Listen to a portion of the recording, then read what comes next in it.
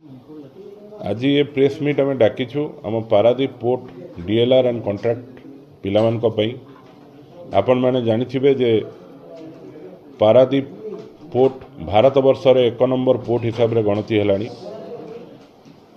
किंतु एठी एम्प्लॉई संख्या दिन को दिन कमी कमी गलानी अभी 300 एम्प्लॉई मात्र अछंती किंतु पारादीप बंदर रे ये डीएलआर पिला माने ही ये बंदर को चलैचंती पाखापाखि 1200 रु 1500 डीएलआर कॉन्ट्रैक्ट वर्कर्स एसोसिएशन पिला अछंती।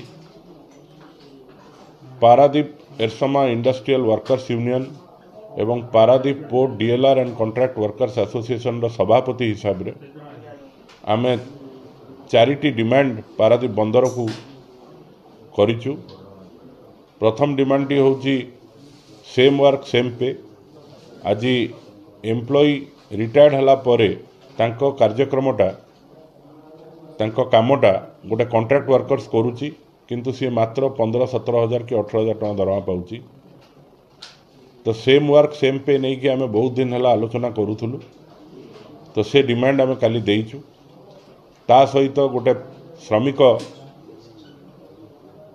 30 वर्ष काम कला परे जेतोले से रिटायर होची सेतोले गाँ को गला बेलू खाली ग्रेच्युटी एवं गोटा मासर दरमा जोटा कि 50-60 हजार टंका भितर होची से नहीं कि गाँ को जाऊची। तो सही पई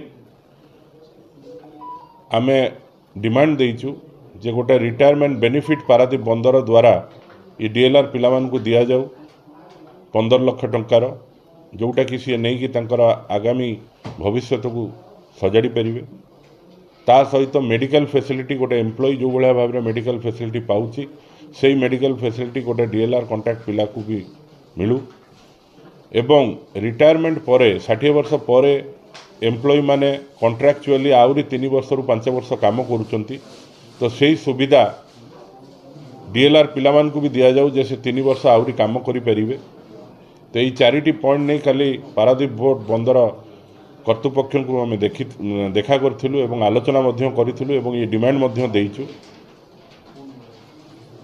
ता सहित आमर भारतर शिपिंग मिनिस्टर को ये चिठी आम देइचु।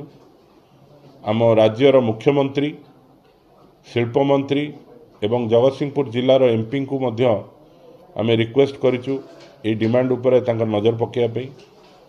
मु आशा करी जेहेतु अभी डबल इंजिन सरकार केंद्र एवं राज्य रो नेतृत्व माने चाहिए निश्चित पारादीप बंदर डीएलआर पिलामानकर ये वर्ष वर्ष धरी संघर्ष निश्चित शेष हब एवं एक विकसित पारादीप तैयारी करिया पई श्रमिक मानकर उन्नति निहाती दरकार शिल्पर उन्नति भी दरकार एवं पारादीप बंदर भारत वर्षर 1 नंबर बंदर हिसाब रे जो ख्याति लाभ करिछि ये डीएलआर पिलामान को पई करि पारछंती। ये डीएलआर पिला माने दिन राति खटिकिरी आज बंदर को ये जगह को नहीं जाइछंती।